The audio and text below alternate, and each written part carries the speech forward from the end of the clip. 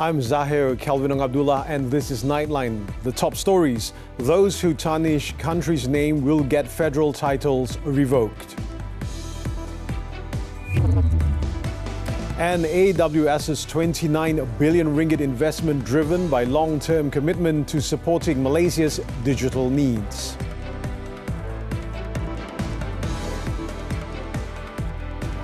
The Yang di-Pertuan Agong, Sultan Ibrahim, warned that he will withdraw federal awards, medals and honours from any recipient who commits a crime, tarnishes the country's image or is convicted in court.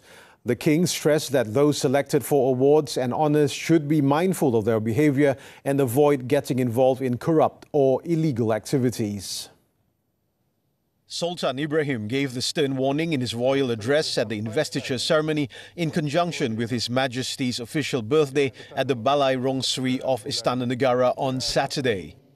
Sekiranya ada penerima yang mencemarkan nama negara atau melakukan jenayah dan telah dihukum oleh mahkamah, maka segala darjah dan pingat kebesaran akan ditarik balik. Goodbye to it.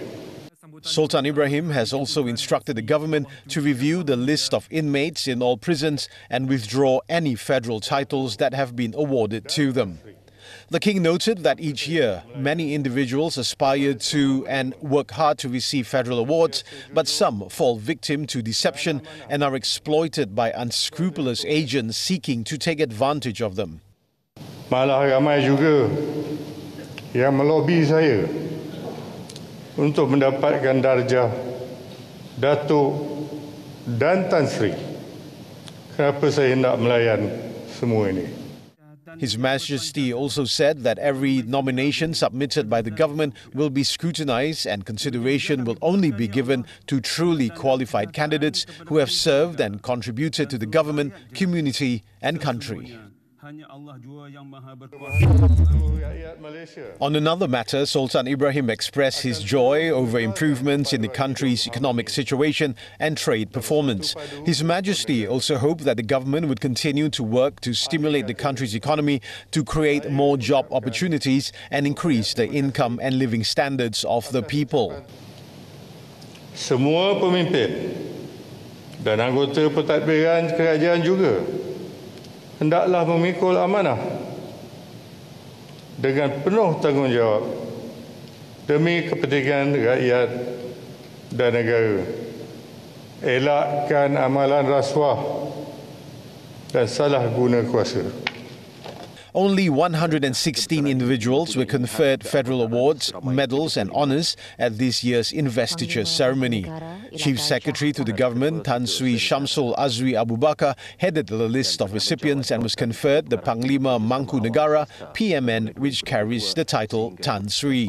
Also conferred the PMN were Armed Forces Chief Tan Sri Muhammad Abdul Rahman and Inspector General of Police Tan Sri Wazaruddin Hussein. Now, Dato' Sri Anwar Ibrahim stated that the government will continue to intensify efforts to ensure Malaysia remains stable with a conducive and business-friendly ecosystem. The Prime Minister gave this assurance while speaking at the investiture ceremony in conjunction with the official birthday celebrations of the Yang di-Pertuan Agong on Saturday. According to Anwar, Malaysia remains in a favourable position with the country's economy showing strong growth at a rate of 5.9% in the second quarter of this year. He added that the country is now one of the preferred destinations for global investment.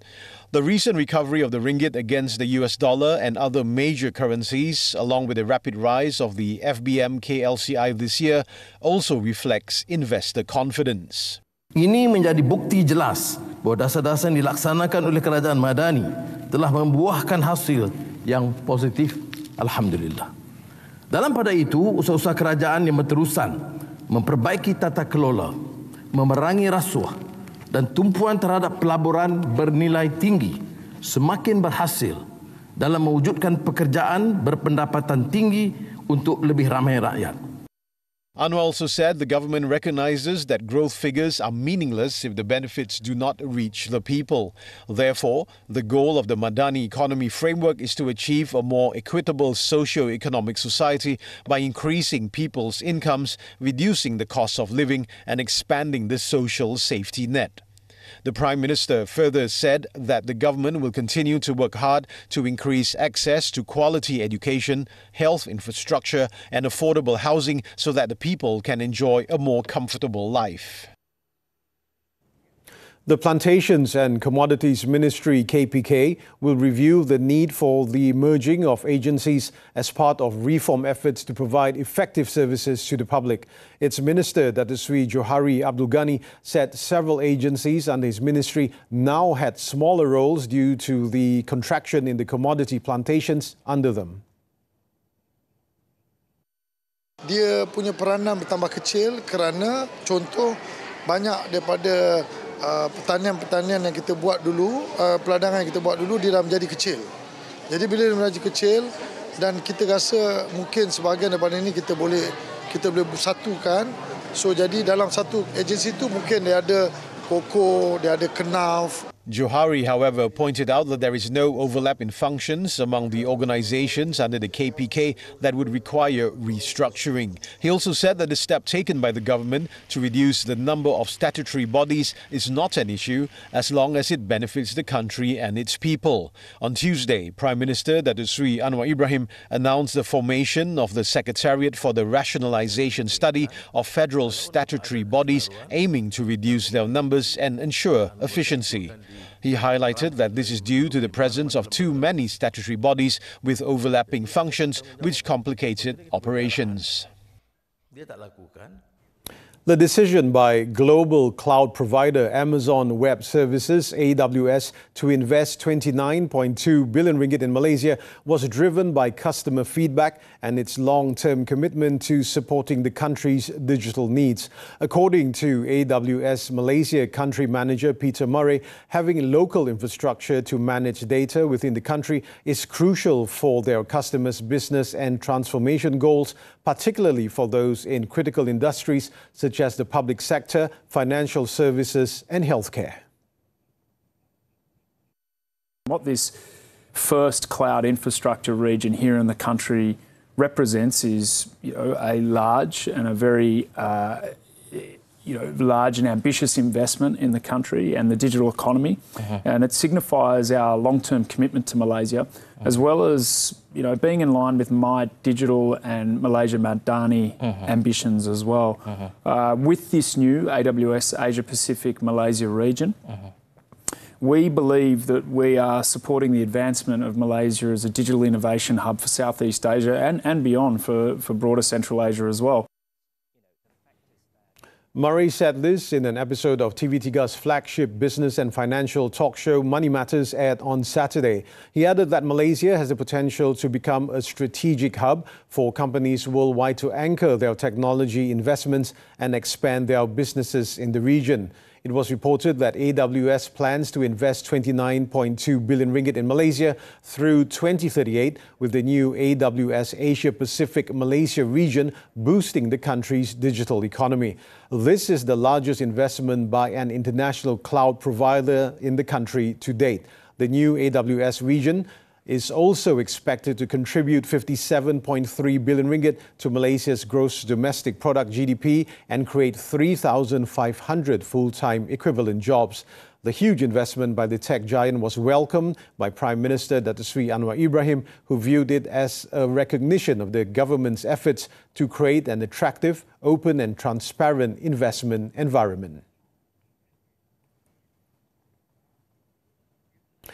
The Natural Resources and Environmental Sustainability Ministry (NRES) has cited human activity, weather conditions and underground soil erosion as the causes of the 8-metre-deep sinkhole at Jalan Masjid India last month. Despite this, the ministry assured that Kuala Lumpur remains a safe place to live. In a statement on Saturday, NRES said that the findings followed a multi-agency investigation, including the Minerals and Geoscience Department, or JMG, which conducted a probe using ground-penetrating radar equipment. It added that a geotechnical report will be prepared by the Masjid India Soil Structure Task Force, led by Kuala Lumpur City Hall DBKL, within 3 months. The ministry also emphasized the importance of enhancing subsurface monitoring, maintenance and investigation procedures to identify and prevent potential threats of sinkholes and ground subsidence. It also said that JMG is improving Klang Valley's ground data, comprising 10 municipalities, through the Greater Kuala Lumpur Subsurface Geological Map. Therefore, the public is advised against trusting speculative information from irresponsible sources regarding the city's soil safety. On August 23rd, Indian tourist G. Vijaya Lashmi went missing after falling into an 8-meter deep sinkhole at Jalan Masjid India while walking to a nearby temple. However, the search and rescue operation for the woman was halted on August 31st after 9 days of searching for the victim due to safety concerns. Keluang UMNO Youth Chief Syed Hussein Syed Abdullah has been picked as the Barisan Nasional BN candidate for the upcoming Mahkota State seat by election in Johor. The announcement was made by Johor UMNO Liaison Committee Chairman Dato' On Hafiz Ghazi during the BN machinery and candidate introduction ceremony on Saturday. The Johor Menteri Besar said that the selection was finalised following discussions and mutual agreement with UMNO President Dato' Sri Ahmad Zahir Hamidi. Saudara Syed Hussein ini kita lihat adalah seorang calon yang berwibawa, yang boleh kita ketengahkan daripada banyak-banyak calon yang memang baik-baik, yang penuh berkaliber. The 40-year-old candidate was appointed as Keluang UMNO Youth Chief last year. The Mahkota State by-election is being held following the passing of its incumbent, Datuk Sharifah Aziza Said Zain, aged 63, on August 2nd. The Election Commission has set nomination day on September 14, early voting on September 24th, while polling was fixed on September 28. In Kedah, heavy rainfall over several hours led to significant water overflow from the mountains into the Titi Hayun and Sri Perigi recreational areas in Yan on Saturday. This resulted in 4 nearby villages being hit by flash floods. However, none of the residents were required to evacuate.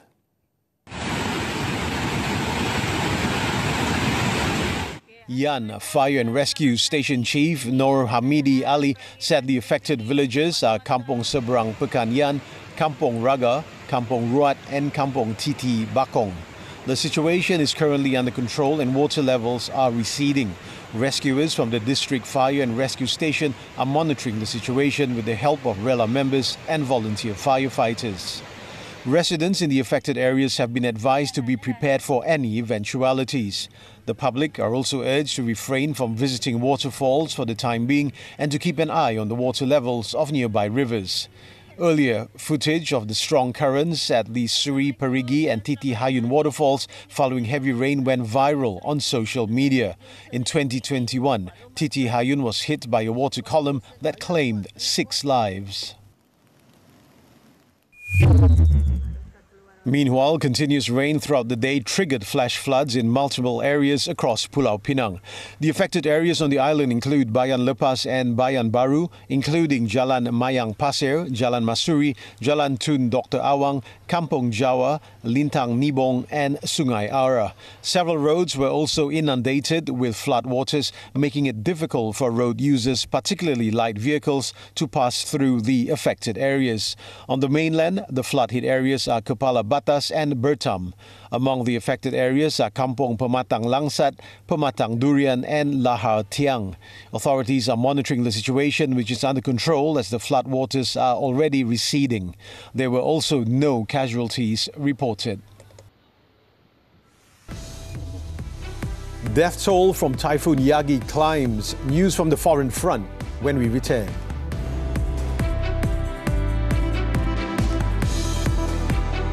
Hi, I'm Rafiq Razali from Media Prima, and I'd like to invite you to a very special event, Omnia Advantage, Advantage is the only marketing event offering affordable and effective marketing solutions across TV, print, outdoor, radio and digital platforms that engage over 94% of Malaysians. 1 week only, 23rd to the 27th of September. Places are filling up fast. Scan this QR code to register now. Pencalonan baru Muzik 39 minggu ini.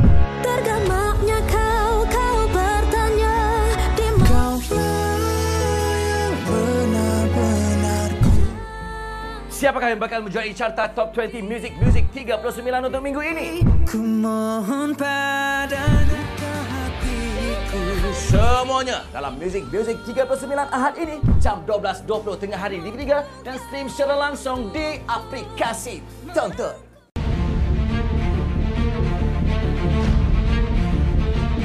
Cik Kakak, betul ke sekarang Cik Kakak ada masalah? Jadi Cik Kakak nak guna masalah mahkamah nak kena khidmat polis ke? Cik Kakak no komenkan kita sampai hati dia. Guys, kalau korang nak tengok gosip, jangan lupa saksikan Melodi setiap hari Ahad pukul 12.30 tengah hari di TV3 atau stream juga melalui Tonton.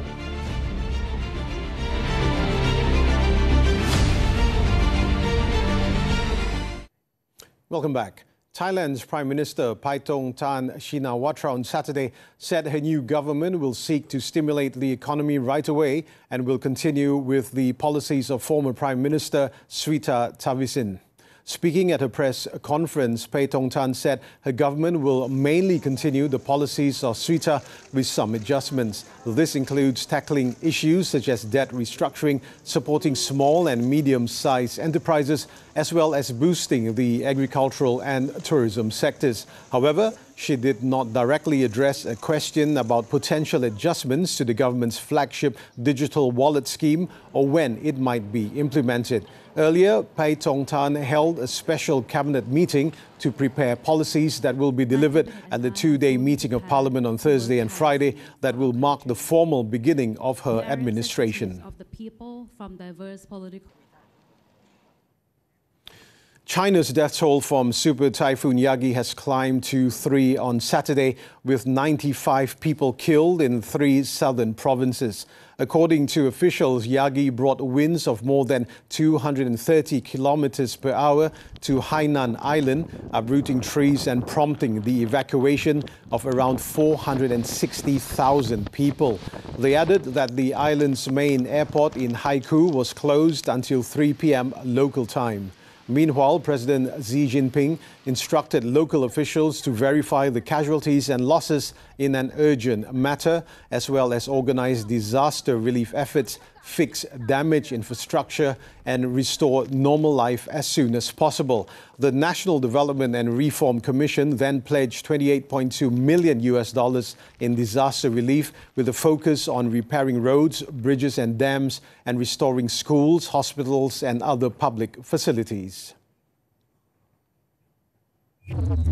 After wreaking havoc in China, Typhoon Yagi then made its way to northern Vietnam, killing at least 4 people and injuring 78 others. It's said the typhoon made landfall in Haiphong and Quang Ninh provinces at about 1 p.m. local time, packing winds exceeding 160 kilometers per hour. In Haiphong, metal roof sheets and commercial signboards were seen flying across the city sky as the typhoon struck, while Quang Ninh experienced submerged roads, uprooted trees and widespread power outages. It also suspended operations for several hours at 4 airports on Saturday, including Hanoi's Noi Bai, the busiest in the north, which cancelled more than 300 flights. So far, local authorities have deployed 457,460 military personnel, along with more than 10,100 vehicles to combat the super typhoon. A 4.9 magnitude earthquake struck off the Ubud district on the holiday island of Bali on Saturday. According to the local Meteorology, Climatology and Geophysics Agency, BMKG, the quake jolted the island at about 9:51 a.m. local time, and it was centered at 2 kilometers northeast of Gianyar, Bali, at a depth of 10 kilometers on the land. Earlier, a 5.1 magnitude earthquake hit the country's eastern central Papua province. The tremors happened at 8:14 a.m. local time, with the epicenter being 49 kilometers southeast of Intan Jaya Regency at the depth of 170 kilometers. BMKG confirmed that there were no reports of damage following the earthquakes, adding that there would be no potential tsunami from these quakes.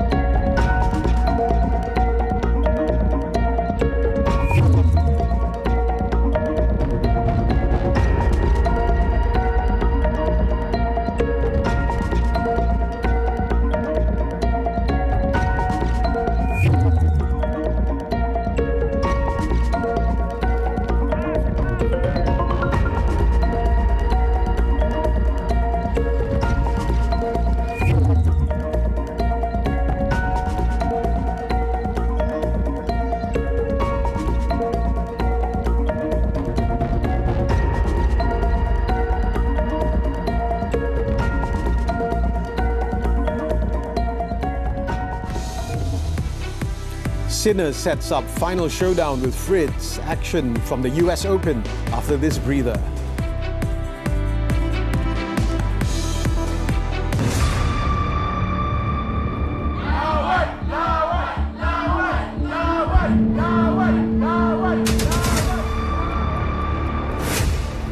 Gua nasi lemak. Budak-budak panggil gua Cik Mak. Dah ready semua? Mula! Tapi perlu kita sampai gaduh macam ni. Jangan cakap.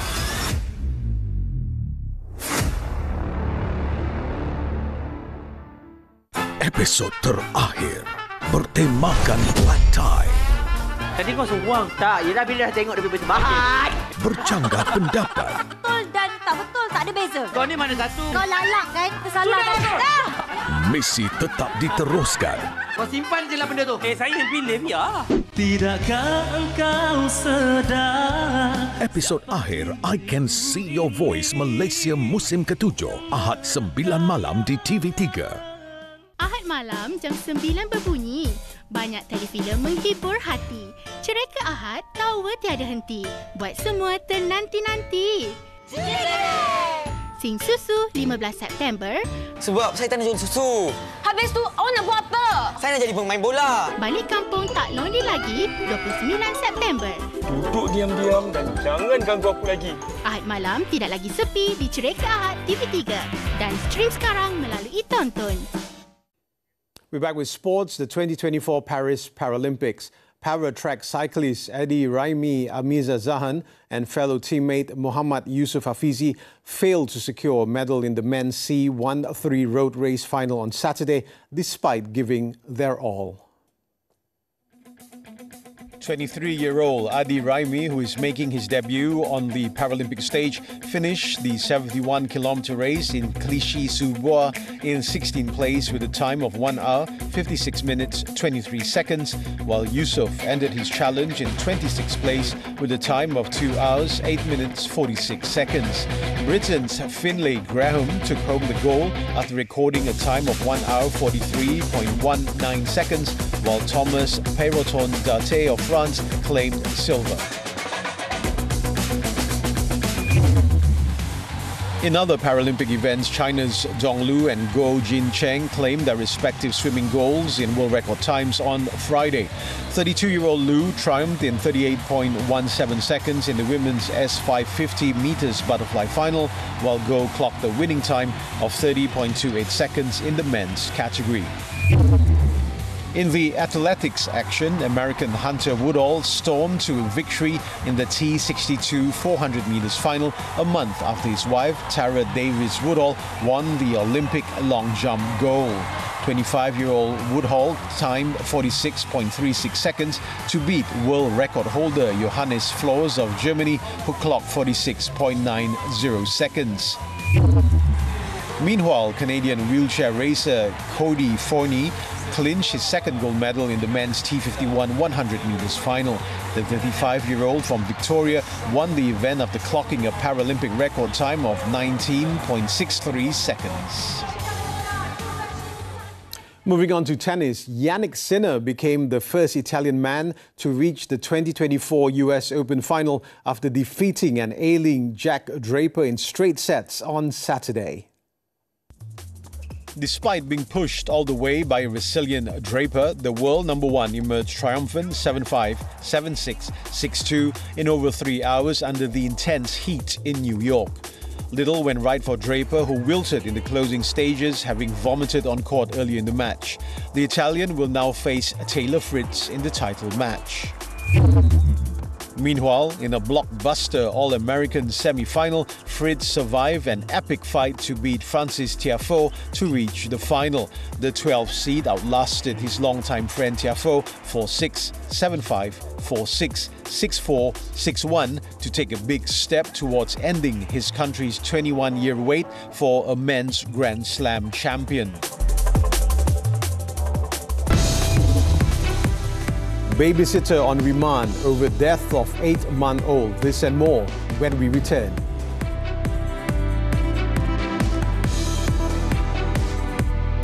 Terbaru ditonton. Nenek sakit apa, Mak?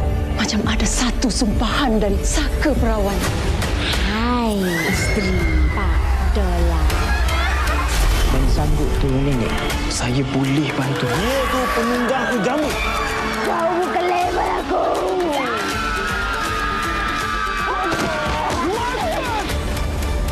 Buat turun dan layan tonton sekarang. Semua favourite anda di sini.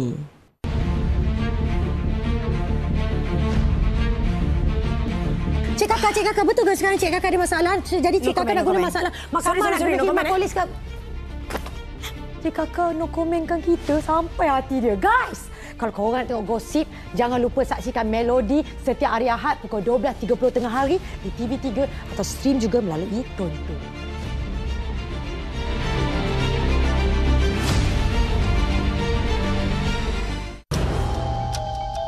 Kerap rasa pusing dan sakit kepala? Vertigo ni, pertamanya dia rasa bukan dia yang berpusing tetapi persekitaran dia berpusing. Vertigo ini menyebabkan pening. So, bila pening, mereka takut untuk bergerak. Vertigo boleh mengundang risiko keselamatan diri. Ingatlah saya angkat tak kebir, lepas tu berpusing, terus pengsan. Sedar-sedar kat hospital. Ikuti diskusi mendalam mengenai vertigo dalam Hello Doktor, Ahad 5.30 petang di TV3 dan stream juga melalui Tonton. A babysitter has been remanded for 7 days to facilitate police investigations into the death of an 8-month-old baby boy on Friday. The remand order against the 34-year-old woman was issued by Magistrate Noor Syaliati Muhammad Sobri at the Ayer Keroh Magistrates Court on Saturday. According to initial investigations, the victim, Muhammad Al-Fateh Amri Muhammad Fikri Amri, was sent to the nursery in Taman Kelama Utama, Alu Gajah by his mother and grandfather at around 7:05 a.m. 2 hours later, the victim's mother received a call from the nursery informing her that her son's body was limp, his nose was bleeding and his face was bluish. The victim was immediately taken to the Alu Gajah hospital where the doctor confirmed that the child had died. The police then arrested the suspect, who is married with 3 children, at the nursery at about 3:30 p.m. the same day. The case is being investigated under the Penal Code for murder. Meanwhile, in Terengganu, the 2 babysitters suspected of being involved in the alleged abuse of 2 young siblings at a kindergarten in Besut was remanded for 6 days on Saturday. The 2 suspects, aged 26 and 50, was arrested on Friday following a report lodged by the children's mother on Thursday evening. The remand order was issued by Judge Ahmad Fadli Mahmud at the Besut Sessions Court. District Police Chief Superintendent Abdul Rozak Muhammad said the mother found out about the incident after being shown a video by someone. The case is being investigated under the Child Act. A woman was killed while 4 others were injured in a 4-vehicle accident on the North-South Expressway in Slim River, Perak on Saturday.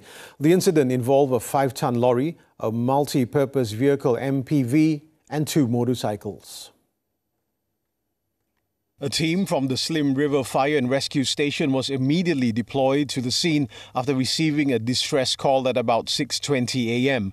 Upon arrival, the firemen found that all of the victims have been rescued by members of the public. Initial investigations revealed that the MPV, which was heading to Puchong from Pulau Pinang, attempted to avoid collision with the lorry but failed, causing both vehicles to skid and crash. The deceased, who was a passenger in the MPV, was identified as 20-year-old Norai Syatul Humairah Muhammad Radzi. The injured victims were sent to the Slim River Hospital for treatment. The accident is being investigated under the Road Transport Act.